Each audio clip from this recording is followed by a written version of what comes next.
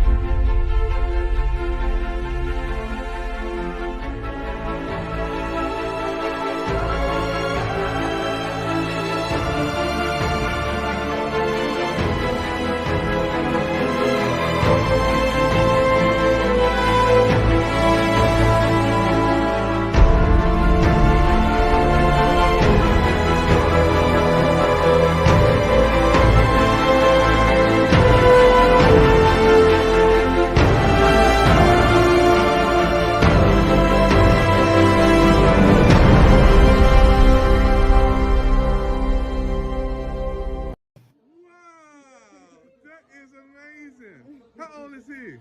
Say 10 months. 10 months, and he's got Pick TV at 10 months old. Look at that. That's our brand new member of the Pick TV network, folks. He is so happy. He is a good happy baby. Wow. Go Pick TV.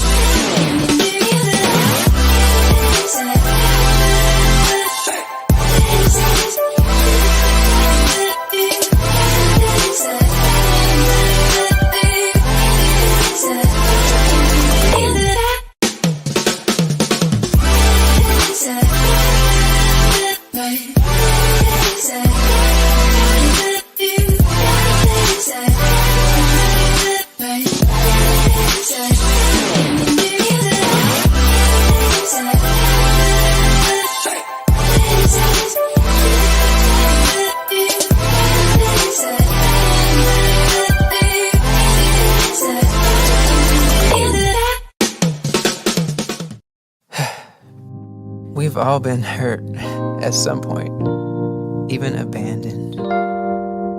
Many of us have done the hurting ourselves. We get to the point where we don't trust anyone, nor do we feel worthy of being loved by anyone. Then there's that one person who just doesn't give up on loving you. Their love is unconditional. Their love stays long enough for you to heal. promise to never leave. That's love you can count on. God's love.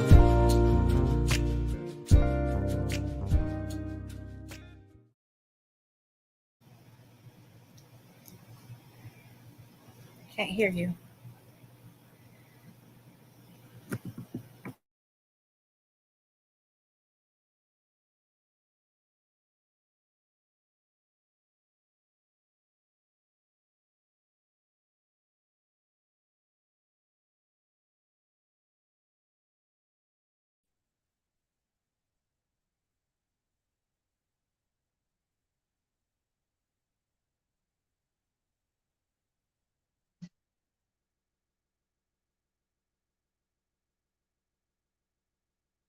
Say thank you again. Thank you again for tuning in to our brand new broadcast today, folks. My name is David Evans from Washington, D.C. Want to give a lot of love out to our audience, checking us out on our brand new hit show. Thank you, everybody, for watching the PIC TV network. This prison freedom show was birthed to showcase people who may have been in prison and out of prison, and those who are helping people along the way.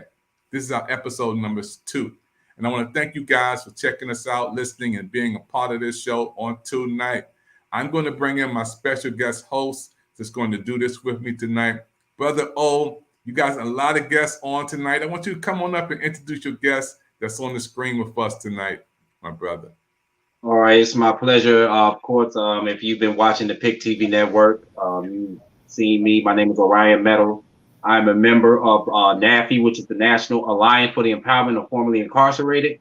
And I'm also a member of PNAP, which is the Prison and Neighborhoods Arts and Education Project out of Northeastern Illinois University. Wonderful guest here. My first guest is Celia Colon, and she is the founder of GOD, or G-O-D, which is an acronym for Giving Others Dreams, a nonprofit organization that provides reentry services and holistic support programming to newly released justice-impacted women. The organization aims at promoting healing and the empowerment of women and seeks to reduce gender-based violence and recidivism amongst women. Yes. So it's my pleasure to bring you Miss Celia Colon. How you doing, ma'am? I'm doing great. I just want to thank you guys for this opportunity, for this space, for the work that you guys are doing. My heart is with you guys. Thank you so much. Thank you for bringing me on to talk about the work that's being done in my community, being done in the city of Chicago. There's so many phenomenal people that have turned their, pain into power and are out here doing healing work, like myself. Like you said, I am the founder of GOD, and GOD was founded out of and birthed out of my pain and my own personal experiences, right? I'm someone who is justice impacted. I've been justice impacted my entire life. I grew up, I remember entering a prison at the age of 4 and being traumatized. I have an uncle that's serving natural life that's still inside of a Michigan prison today. And, I've, as someone who is, a woman who grew up in poverty and with a mother with mental health issues, I've been around violence my whole life. I've been traumatized, re-traumatized. I grew up in the prison system. I went to jail at 17, went to prison at 18, had to do a 15-year sentence while I was still a baby, that was suffering from unhealed trauma myself, from my, from my childhood experiences. And for me, when I left prison and I was given an opportunity to travel, through my job that I had gotten through a reentry program at Roosevelt University, because back in the 90s, they had colleges, we had Pell Grants and things like that. And Roosevelt University used to have a satellite school inside of Dixon, Illinois, where I was at. And I was in their business class before the grants got pulled out. And I'll never forget the relationships you make, right? And it was a couple professors and people that were there that were like, hey, we got a reentry program at Roosevelt University. When you come home, come look for us and we'll help you, restart life. And it's about having them support networks that are very fundamental in your, your structure of surviving this oppressive system that we're locked in forever when you're justice impacted as a family. So I ended up going there. When I came home, I had no supports. I had, a lot of different unique challenges that men don't have versus women coming home. 87-90% of us are we're the primary caregivers of our children. We're their moms. And sometimes we're lucky that our children are with family when we go to prison. And sometimes we're not so lucky. And when children end up, in foster care or in DCFS care, board of the state, and there's a lot of harm that happens that people don't talk about when that happens, right? Just a child being pulled away from their mother. Those ACEs that occur that we're supposed to be avoiding but happen.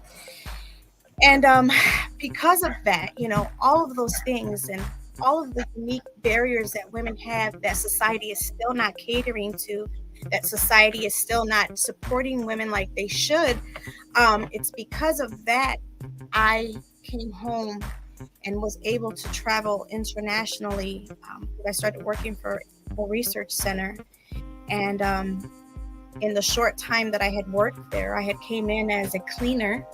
But of course, I wasn't going to stay a cleaner. So, every time the bell rang and it was time to leave, I would go behind one of the research and ask them, how can I help you? And I learned their job. One of them was pregnant, couldn't travel abroad. They were sick.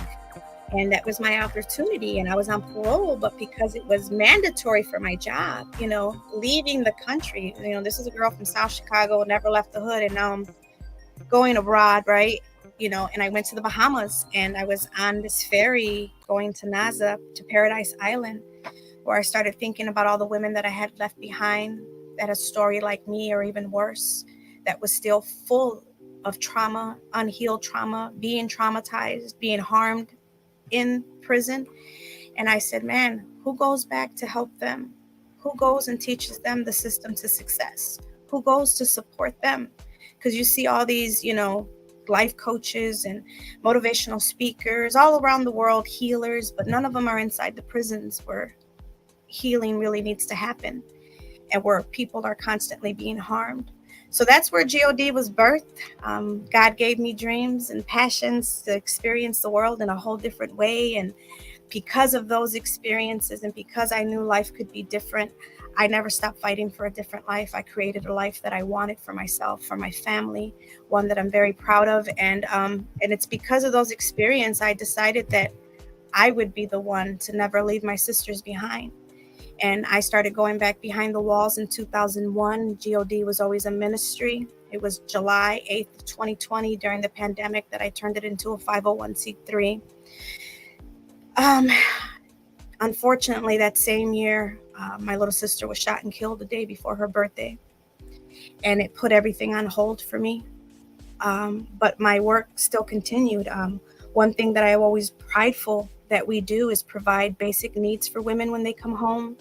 The best investment you can make is in people. So we have something called the We Win Welcome Home Care Package. It provides 60 days of basic needs. So everything that you would need when you move into your apartment to clean your apartment, from garbage cans to laundry baskets, the whole nine. We provide those things. It's about a $350 welcome home care package to just help them with the first 60 days to put stuff back on a shelf. We're talking about families that are impacted, not just a person. In Chicago alone, there's only 15 neighborhoods and zip codes that people come home to. And they're on the west side and the south side. I live on the south side. I'm still here. I'm in the 25th district. And in my district alone, there's 300 people that come home a day from IDOC with little to no supports, where there's really not so much economical wealth or opportunity. So adult, cannot take care of another adult at stress, especially with women. Most of the time, women come home to their elderly parent or their sister who's been watching their kids, but also has her kids. So we have to think about that and support the whole house. So we do a barriers assessment, find out how many family members are there. And then we get, the big laundry soaps for families, right? Maybe 2 of them, because maybe there's 8 kids in the house. When we can give people their basic needs, right? Remove those stressors of listening to the chatter of when are you going to get a job and how are you going to pay for this, or you're using too much of that, people will actually absorb training and information that they need, reentry service information, job training, readiness, all of that. They'll be able to absorb healing when they get all the chatter out of their head of how can I help my family, right? We're not coming home with money in our pockets. We don't have jobs. We're still trying to just be home. And then we also provide them with 14 interview attire outfits, 5 or 6 pairs of shoes, purses. We give them their first bouquet of flower. We give them a basket of fresh fruit. The whole thing is that we go to them because we're dealing with people with trauma. So we come to them, the village shows up. We have a note that says, we love you, welcome home. We have resources. My number has been the same number since I've been home for 21 years. So I give it out. I tell them, text me anytime. I'm always in a meeting, but I'm always available via text. And we provide a safe, supportive, healing network that changes things for people. When you come home and you tell them, I'm here, no disparities, no judgment, just here to move you forward with the village, right? With people who've been through what you've been through and know what it feels like to be discriminated, know what this feels like mentally, physically, emotionally, spiritually. And they see that you are successful and that you're out here creating change. They also become empowered, and it changes things for people.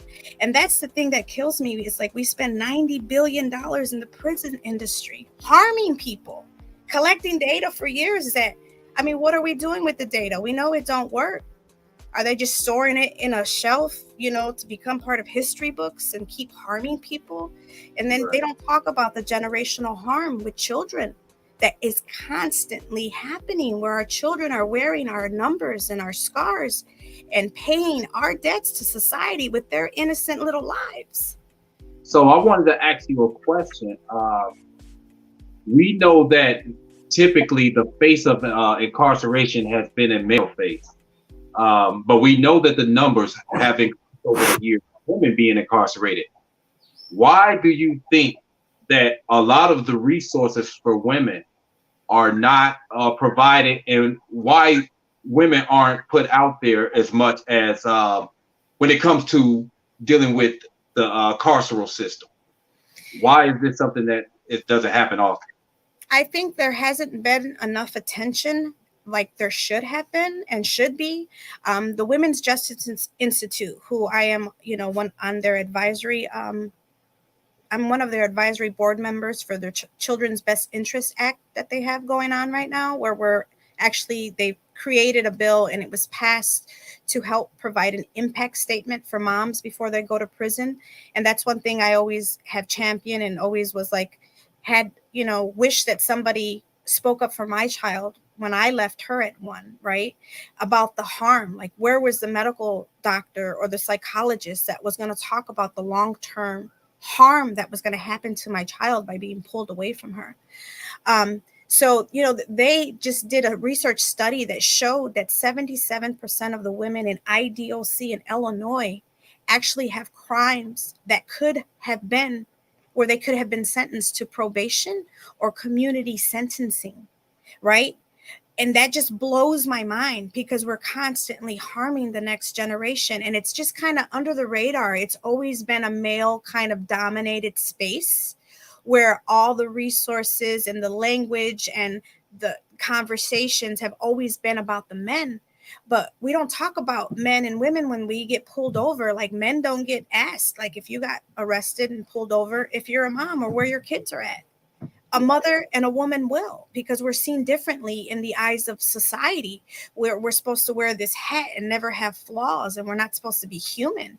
But yet there's very little support for women, especially women of color, who are constantly re-traumatized.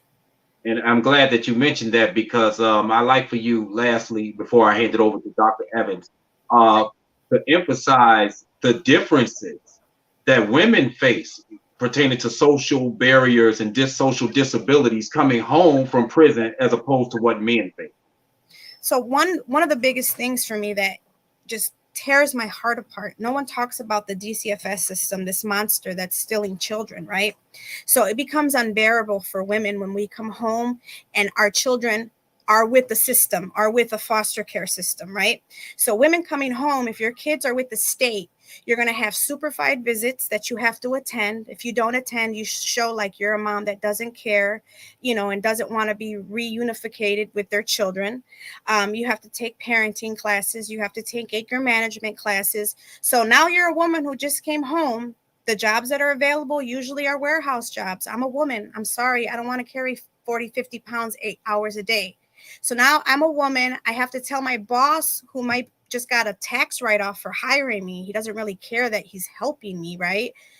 I have to tell him that I have to take off once a week to go do these supervised visits, that I got to take off, twice a week, maybe a half a day to go do parenting. So then I don't keep my job. So now DCFS says, hey, you have to have a job. You have 3 kids, so you need 3 bedrooms on minimum wage. But yet every job I have, I'm being forced to choose between my children and keeping this job. As a mom, I would die for my kids. My kids are always going to win. So therefore, every job I get, I end up getting fired because I'm asking to take off maybe once or twice a week in my first 90 days home. So to the courts, I look irresponsible. I can't keep a job. DCFS, I can't keep a job. I can't get an apartment because I can't keep a job. To the job people that are trying to hire me, I look real irresponsible. I'm this lady with this X on her back. I'm a double minority. I'm a woman of color.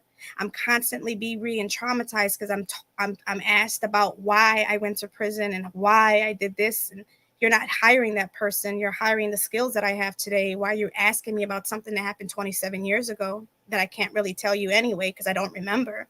But yet there's this struggle that nobody talks about.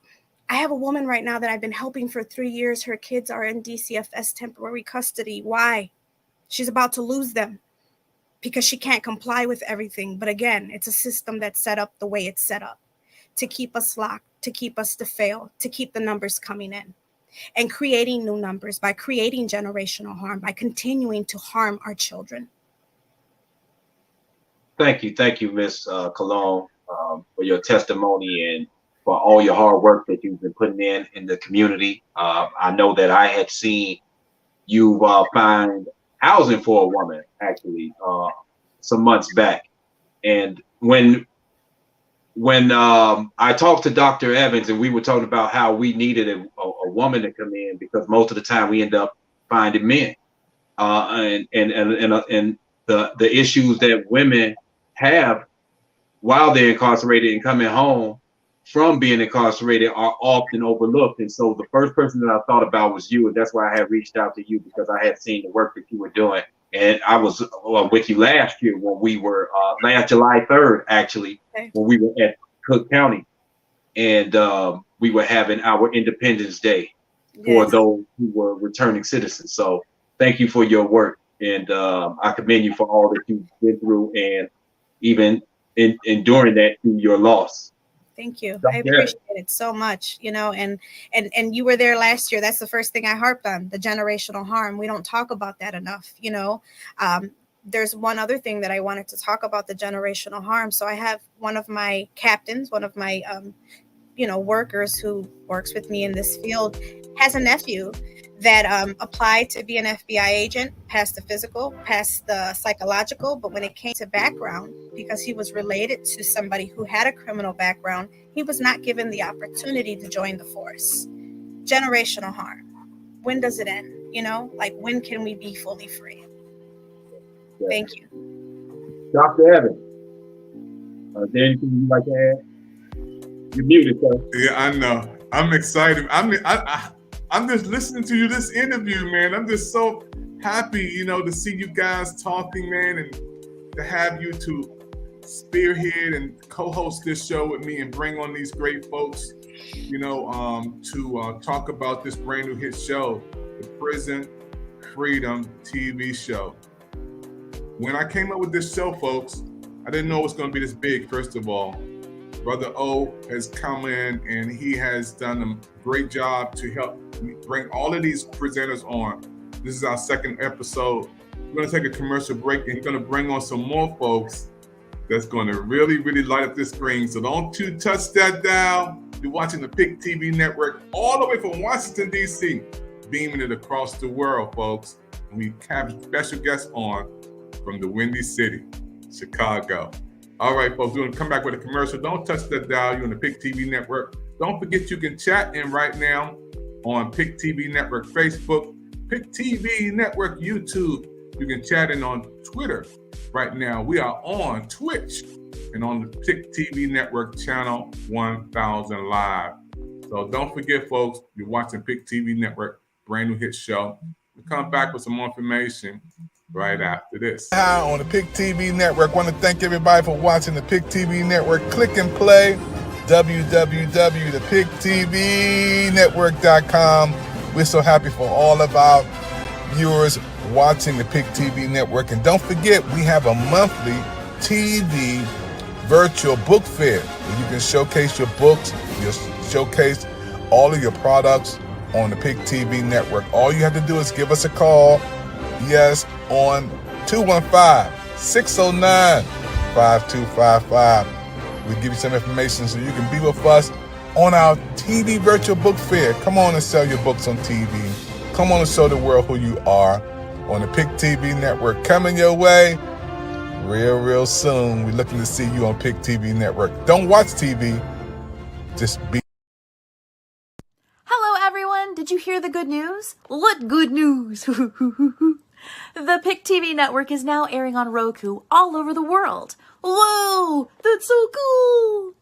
Now you can watch the website www.thepictvnetwork.com. Is that the one with David Evans? Yeah, David Evans is the president. So let's support the PIC TV network. Yes. Sounds good. Wow, that is amazing. How old is he? Say 10 months. 10 months, and he's got PIC TV at 10 months old. Look at that.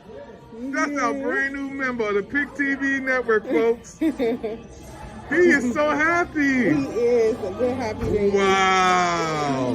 Go PIC TV.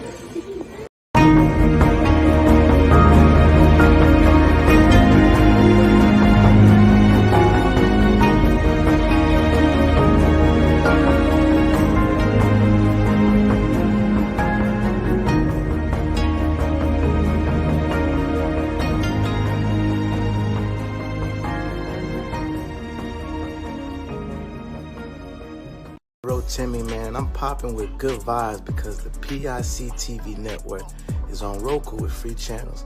I want everybody to help my bro David Evans and PIC get it, love. Y'all, it's your boy Timmy, man. I'm popping with good vibes because the PIC TV network is on Roku with free channels. I want everybody to help my bro David Evans and PIC get it, love.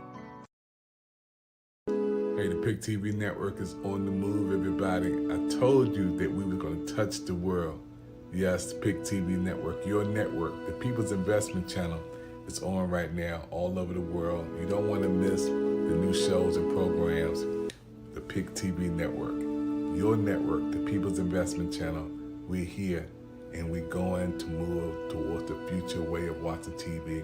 The brand new way of bringing ordinary people on TV who's doing extraordinary things. That means our network is designed just for you and you. Those who are watching the PIC TV network, I want to thank you for going to www.thepictvnetwork.com and checking us out on Roku. Yeah, with 60 channels. We're going forward. We're moving forward. The future way of watching TV is here. The PIC TV network, the virtual way of doing shows and programs, bringing you on right through your cell phone, right through your laptop, right through your computer. We're doing the new way of doing movies, programs, shows, commercials, trailers, all on the PIC TV network. Come on, www.pictvnetwork.com. Don't play around and don't just watch TV, be on TV. PIC TV network is the place to be. I'm David Evans, your president. Yes, folks, PIC TV Network, your network right now on Roku, channel 1000 Live. We have some special guests on tonight, and I am excited. I'm so excited because this brand new television show, the Prison Freedom Show, is on the air right now. And I'm going to ask my brother O, you have some special guests on from this segment. Come on and bring them on, brother, and talk about who you got coming up next. All right. So the next two guests I've had the pleasure of working with, and so I'll start off. The first person that I want to introduce is Professor Timothy Barnett. He is the non-traditional degree program interim director at Northeastern Illinois University.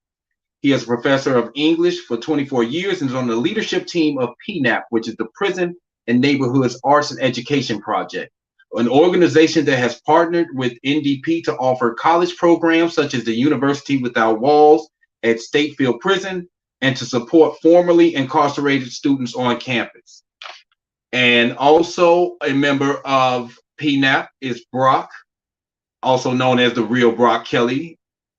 She is a member of PNAP, as I said, and is a proponent for prison abolition and an advocate for other marginalized groups such as the homeless. Brock is a social worker, community organizer, and grassroots fundraiser, and is very instrumental in helping fellow PNAP members with directing them towards resources to help them individually, as well as a collective as members of the organization. And so I'd like to start first with you, Professor Barnett. I already introduced you, but could you tell us a little more about yourself, your experience, and what you've been doing with Northeastern and PNAP? Sure. Thanks, Orion. It's great to be here. Thank you, Celia, for your story and for your work. Appreciate all your efforts. One thing that really resonated with me that you talked about was working and supporting people as part of a network, part of a village. And I think the work with PNAP that I've been a part of over the last 7 or 8 years has really made me understand the value of that kind of work as well. Being part of a larger group and seeing yourself as one of many who are working towards larger goals and working with others to try to understand this messed up system we work with and try to make it better. But we can only do that together and by breaking down boundaries and by using education in the best kinds of ways and working across gender lines and racial lines and economic lines and all other kinds of things. So yeah, thanks, Orion. My name is Tim Barnett, and I also want to give a shout out to Benny Lee, who was on the first program. He's also a faculty member at Northeastern Illinois University, where I teach. And there is, I'll just sort of say that I think there's a lot happening at this university. We're not the most well-known university in Chicago, but we have a lot of mighty things happening, and I'm really proud to be a part of it. I've been here, this will be my 25th year. I'm finishing up this year. I grew up in Connecticut, grew up in a very white neighborhood. My parents were blue collar. My dad was a fireman, fought in World War II. My mom was a secretary, always wanted to go to college, but she was one of 6 kids. They had one boy in the family, and he was the one who went to college. And all the girls basically got married. And I think for the rest of her life, she really had hoped that she would have more options, more opportunities. But we grew up in Connecticut. As I said, working class, kind of moved our way into the middle class. When I was young, I was the youngest. And so most of my life, I can really sort of remember my family kind of just getting in there into the middle class and having friends, most of whose parents were college educated, were corporate people. So I always thought of myself sort of as, middle class, until someone reminded me somewhere in college, I think it was, when they asked me what my parents did. And they said, "Oh, you're from a working class family, huh?" And it never occurred to me that that's where I was from. And since then, I've really embraced that idea and really have used education to kind of help me understand my past and the way that, my family, like many others, have worked their way into the middle class, in part by, embracing the power of whiteness, of trying to really embrace the privileges that are given to us, ignoring often racial disparities, ignoring often poverty and various issues that are right in front of us and that are hard to miss.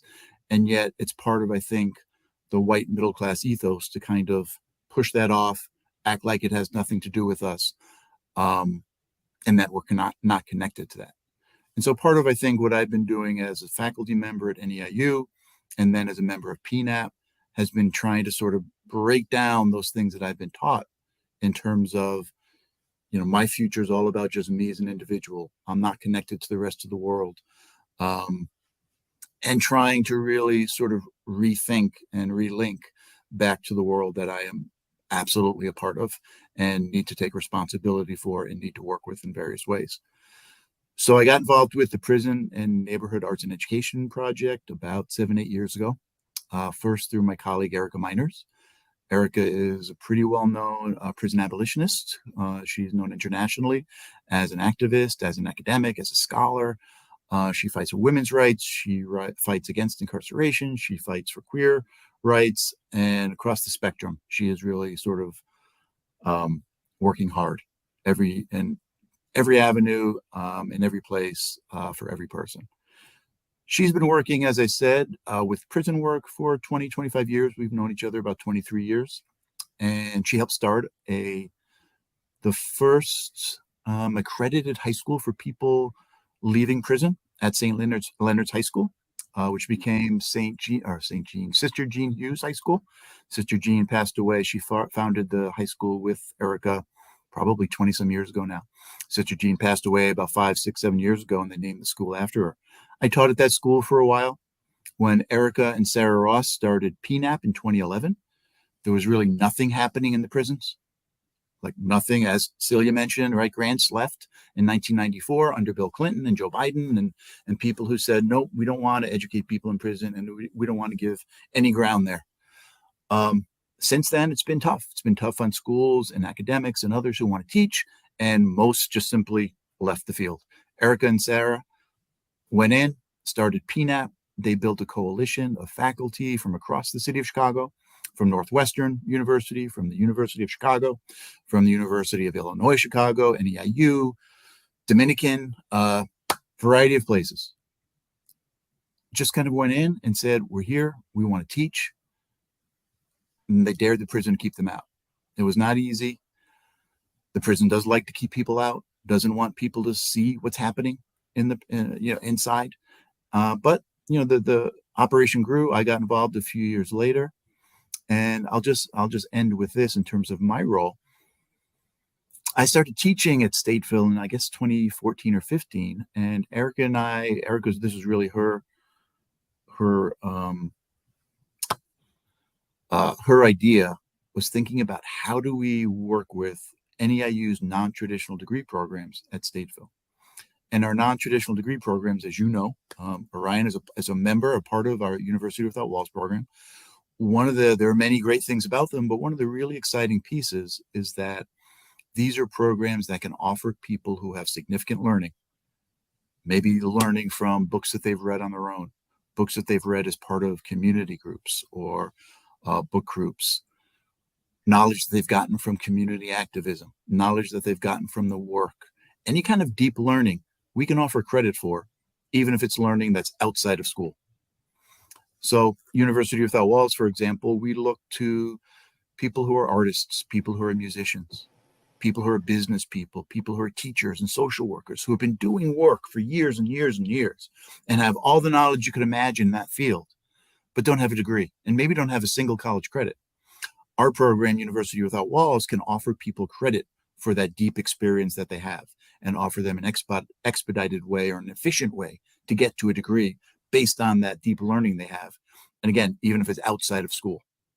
And there's so many people, but especially people who have been marginalized and people in prison who have deep knowledge. And I think one thing that I guess I knew, but still surprised me when I started teaching at Stateville was the depth of the legal knowledge that people had. People who had been studying the law for 10, 15, 20 years, who had represented themselves, who had represented other people, who had won motions, who had won appeals, who had some of the students we work with at Stateville have worked with politicians to help write laws.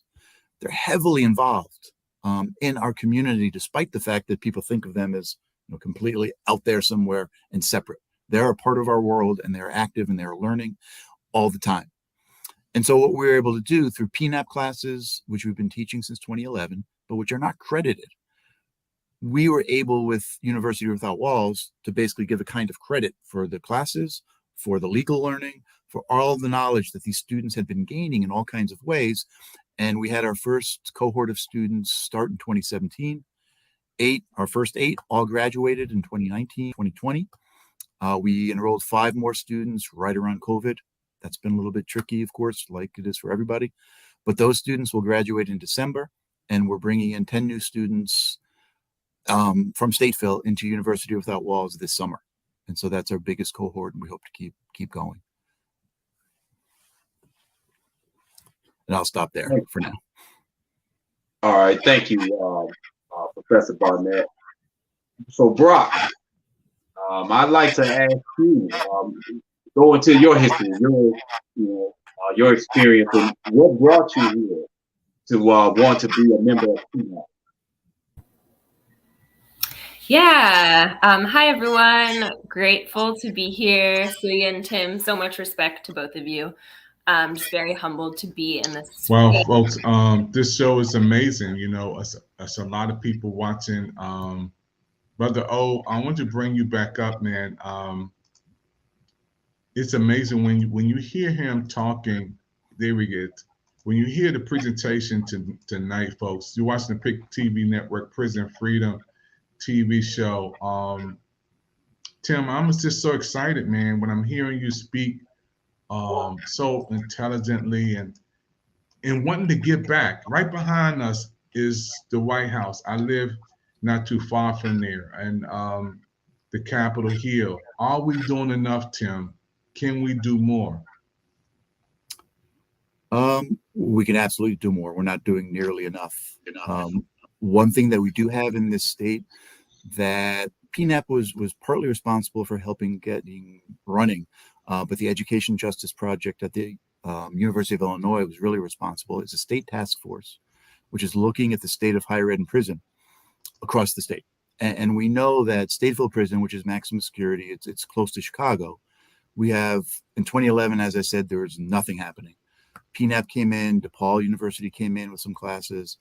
About 5 years later, North Park University started classes, and they have a master's degree program there. And about a year after that, Northwestern University came in, and they have a program.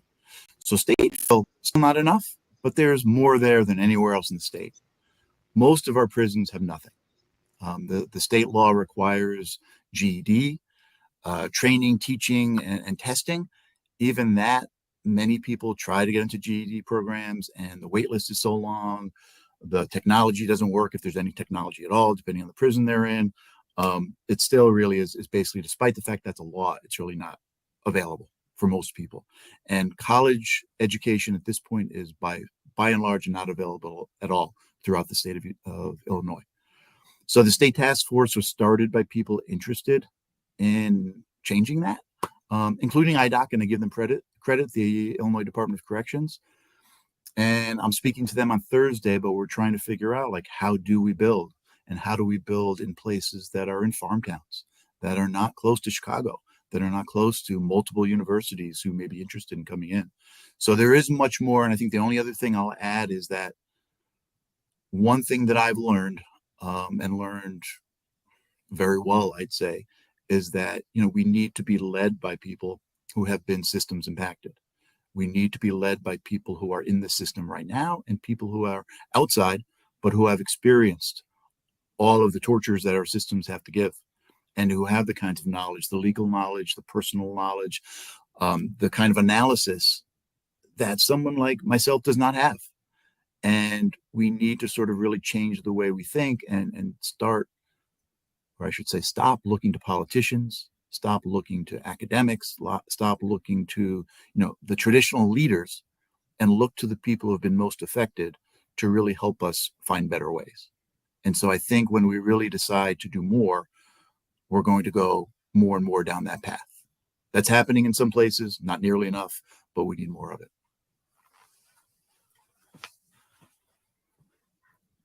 Okay, so Brock, going to you. I know that you came from Virginia. Could you tell us a little more about yourself and your experience and what brought you to PNAP? Yeah, thank you. So moved here about 8 years ago. pretty much did actually not want to live in Chicago at all. But I'm here now. And yeah, pretty much immediately, I mean, a lot of my life growing up, I've had many loved ones who have been locked up, and that's really what has like politicized me. And so moving here, I got pretty invested in community organizing work relatively fast. I joined a group called Black and Pink Chicago. There are about 10 other chapters around the country.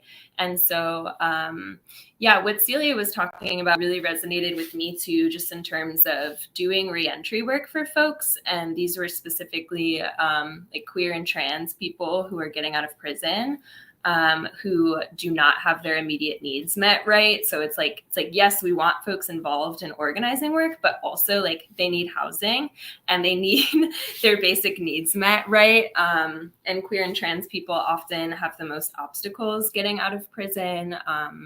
And I'm an abolitionist, so I don't believe in prisons. I don't believe in police. I don't believe in surveillance culture. I don't believe that these systems are life affirming in any ways. Right. So it's like, how do we kind of like build this other world that we need together where people can actually get what they need to survive and to thrive? So yeah, fast forward a little, I'm in grad school now, which has been great. And Erica Miners, who Tim mentioned earlier, got me involved in PNAP as a graduate assistant. So yeah, my work kind of varies, but a lot of my work is doing research and supporting students who are locked up at Stateville Maximum Security Prison with their independent study work, which has been, yeah, it's been very moving and life-changing for me, but also just really recognizing, right, that like institutions, and especially just like the educational institutions, have always been extremely violent to people. Especially like poor working class people of color. Like for example, University of Chicago here has, I think it's like the second largest private police force in the world, right? So it's like really recognizing that these institutions, and like as a student, that they are extremely harmful. And so, right, so like me and like as a white person navigating these spaces, like how do I support folks in making these more accessible and getting the resources that people need, right? Because ultimately it's just like this pull and this struggle, because I really don't even like often believe in these institutions, right? They just want money. Like Celia, you were saying, it's all about numbers, profit. And so it's like, how do we actually just make education free for everyone and accessible for everyone, especially folks who are locked up? And you know, I remember Monica Cosby talking about, who's like an amazing abolitionist, formerly incarcerated, doing a lot of really incredible work here in Chicago, just talking about just how like important getting any kind of access to education is inside, and how we, you know, on the outside often just really take that for granted, even just getting like the privilege of learning and having this institution. So really just like, yeah, I think, you know, Tim and Erica and so many others have done so much work. And I'm really interested in like how we build communities with more formerly incarcerated folks on campuses, so folks can feel less isolated, and that they can like build together. So that's some of what I've been doing.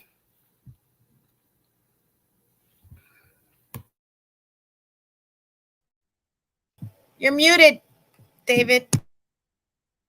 I get so caught up, you know. I'm using both of my ears and both of my eyes listening to you guys. You know, I'm on the other side of the screen, and I'm like a fan. You know, I'm so happy to hear the inspiration, the information, the encouragement, the love, the passion.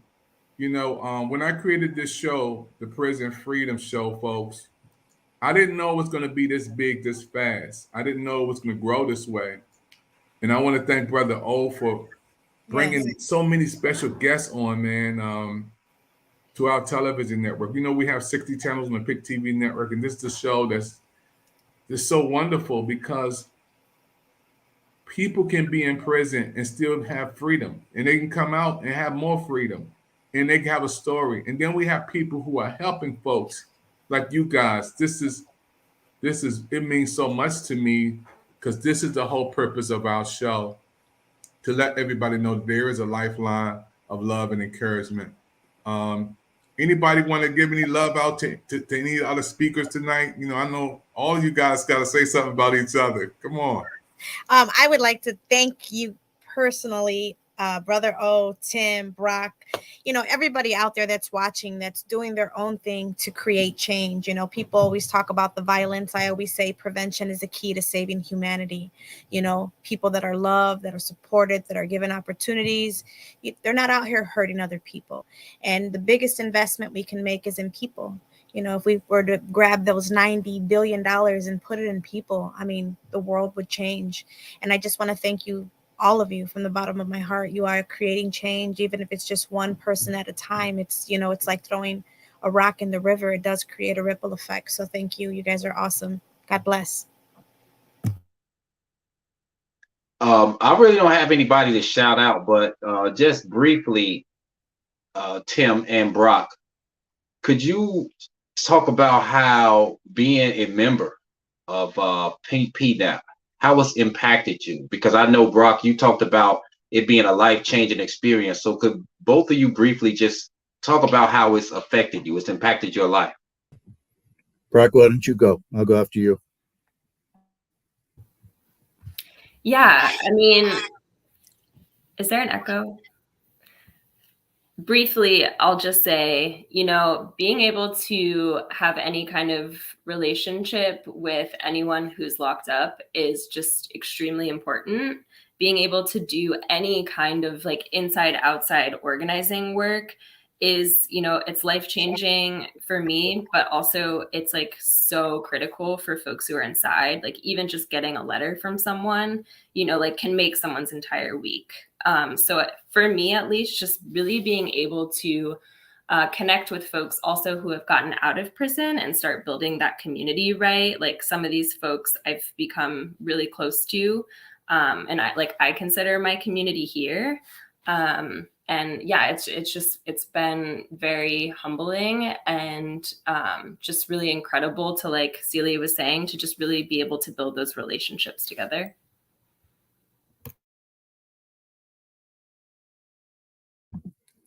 And so maybe I'll speak to a couple things. I've never thought of myself as super creative, as artistic, and this is the first time in my life. The Prison and Neighborhood Arts and Education Project has a huge arts component, and one of our leaders, Sarah Ross, is an artist. Damon Locks is another artist. We work with Aaron Hughes and others around the city who are doing incredible work. And there's something really challenging and invigorating and moving to me about people who spend their lives creatively trying to understand the world in new ways through art. And of course, so many of our students are artists. And so I don't consider myself an artist, but I've been really kind of pushed, I guess, hard to think about my own relationship to creativity, to art, to imagination, and how those things apply to things like prison abolition and political ideas as well. And so that's been a major issue for me. And I don't know if I hear some music. Are we going to commercial?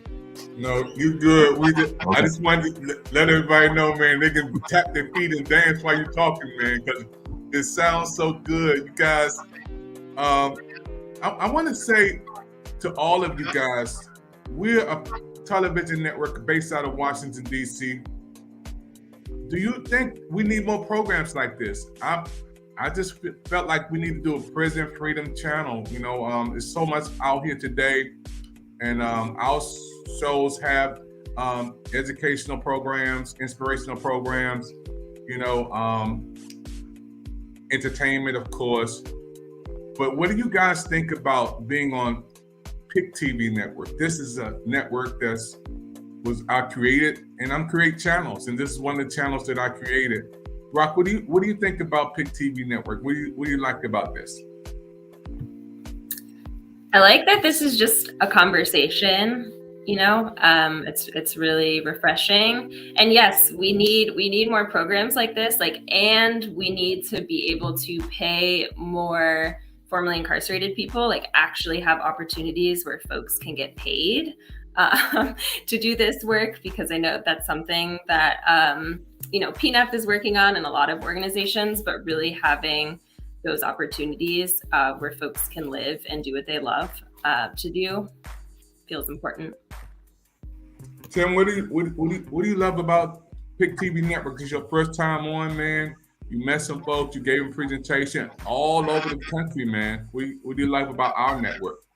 Yeah, I hope it won't be my last time. But it's really nice. I really appreciate having Chicago represented, both in the first show and this show. I appreciate meeting some new people. And actually, I've known Brock now for a while, but hearing new information from Brock about, their past and where you're from, Brock, and those sorts of things. Orion and I work closely in certain ways, but it's events like this where you learn different pieces of people's lives. And I really appreciate the personal elements, because I do think as much as, this is about changing laws, this is about changing systems and cultures. It's also about changing hearts and minds and hearing people's stories and interacting in that personal way, kind of like Brock mentioned.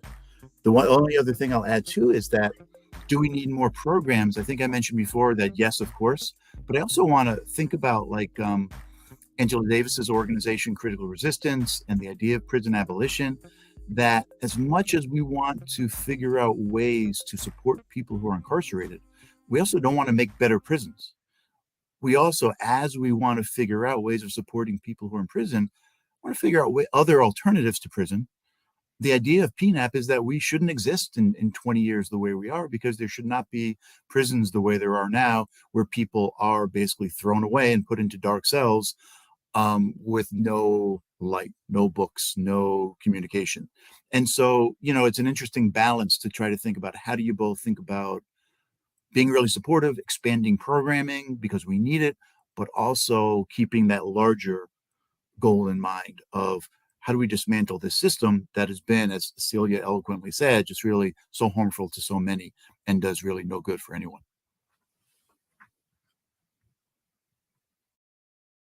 When I hear you guys on talking, it's just a blessing to get education and to see that we are a network that's out there pushing something positive. This show is going to be repeated on all social media platforms and on the Pick TV Network channel 1000. Queen, we have the Queen on. Queen, talk about what you love about being on Pick TV Network, our network. This is your first time on. Yeah. So first of all, I love the name, right? I love everything behind the name.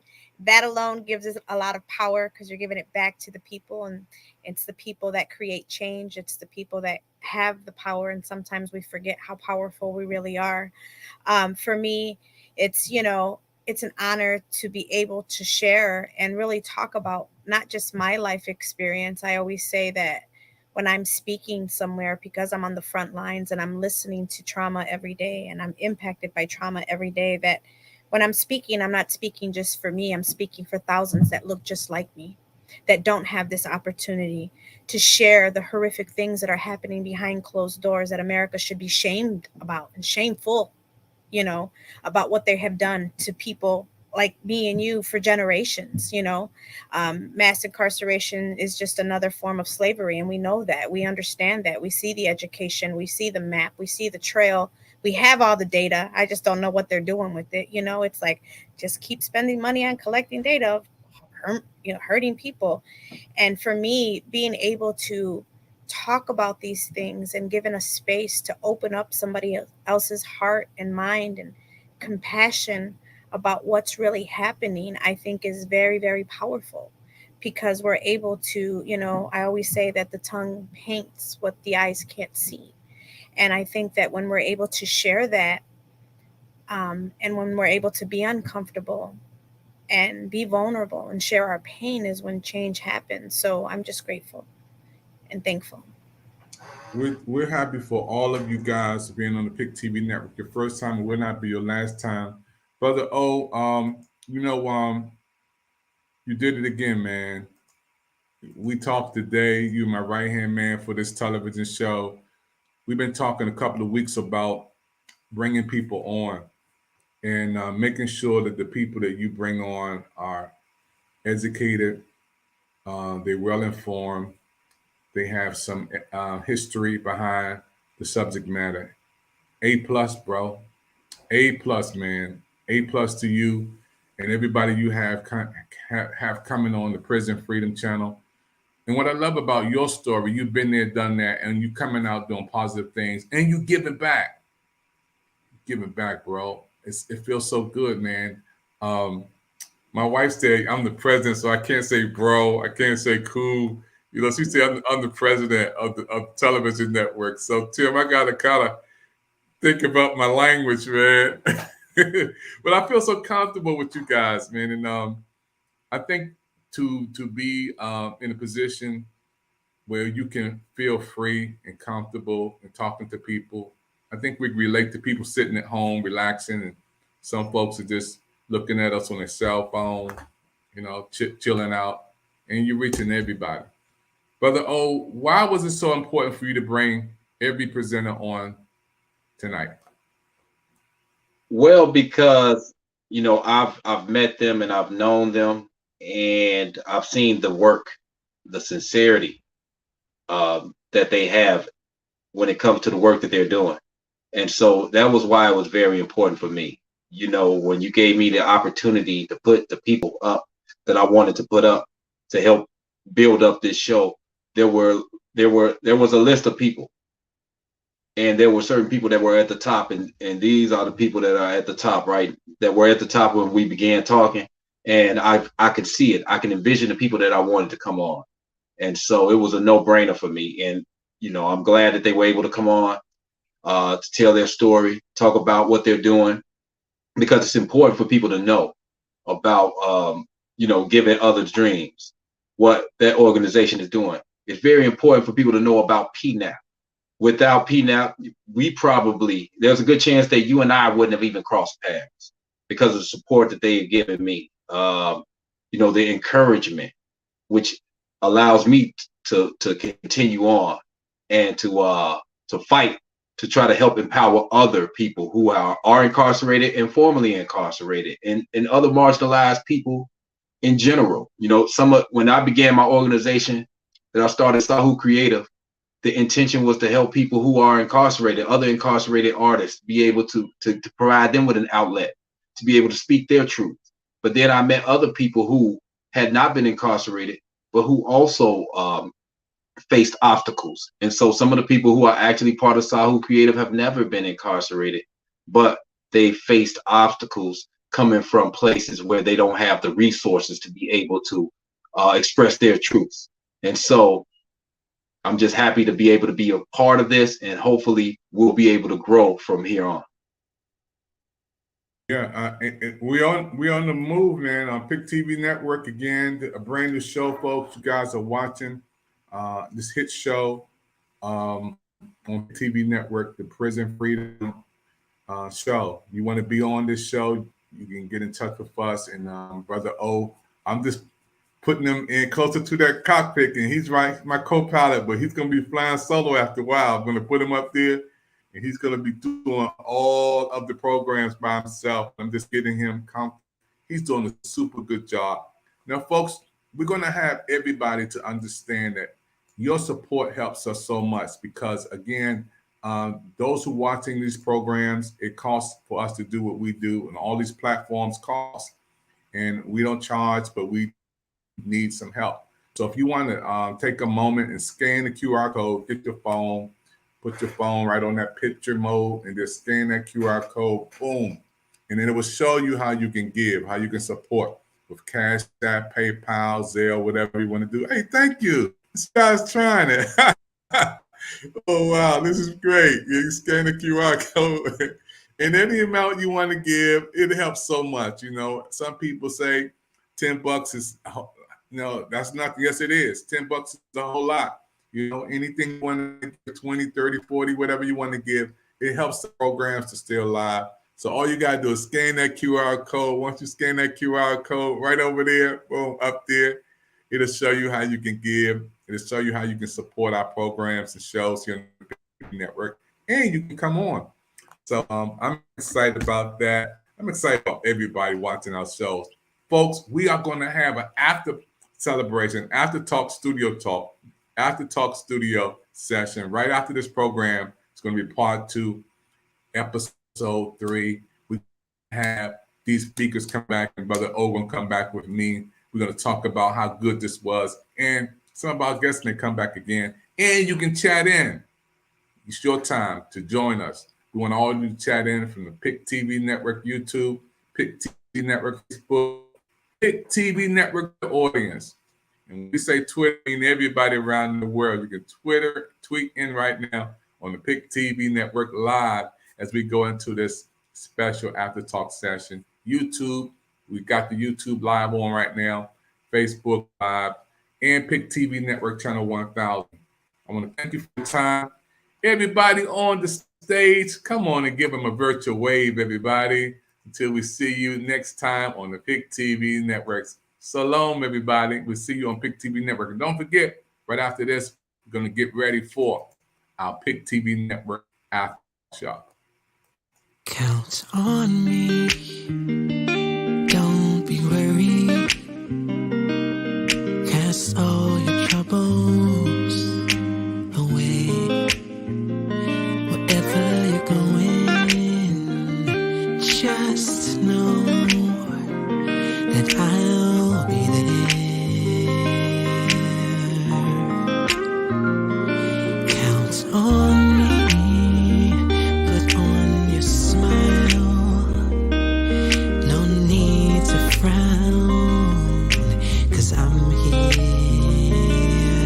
Just look to me, and it will be alright.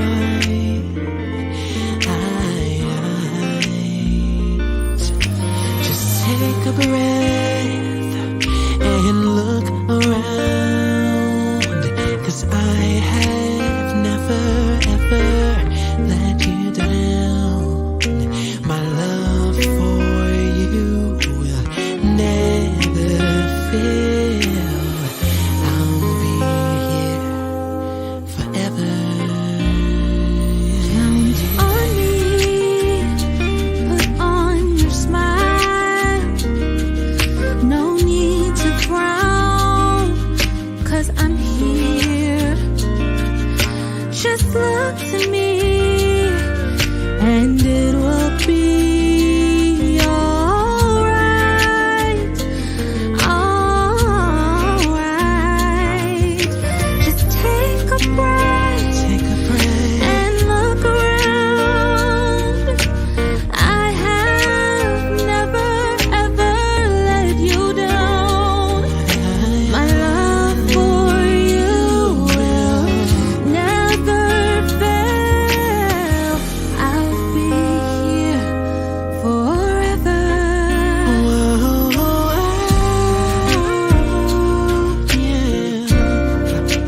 You can count on me.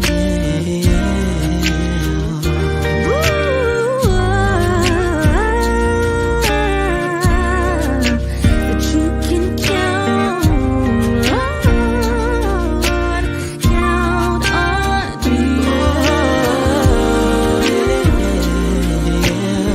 I know you're worried, you're afraid, but trust me, you can count on me.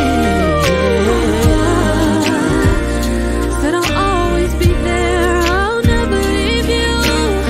I know the others have failed, but I will be right there for you.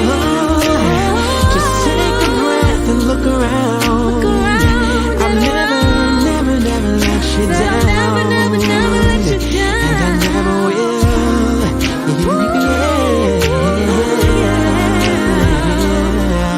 You can count on me. You can count on me. I said I'll never let you down.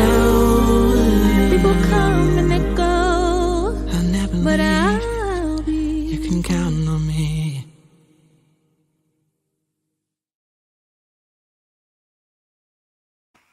Hey, folks, you made it to the end of the show. Don't forget the next show coming up.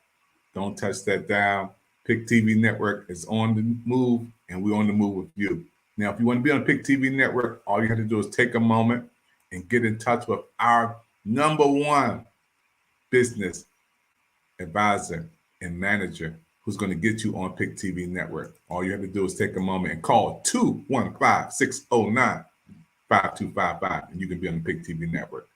I'll see you on the next show on Pick TV Network. Thank you for your time, everybody. The CDC is recommending that all adults receive the COVID booster vaccine. And additionally, we are also recommending our patients who are pregnant to also receive the COVID booster vaccines. And for me, it's super important, not only as a healthcare provider, but because I'm also pregnant and want to make sure that my pregnancy is as safe as possible.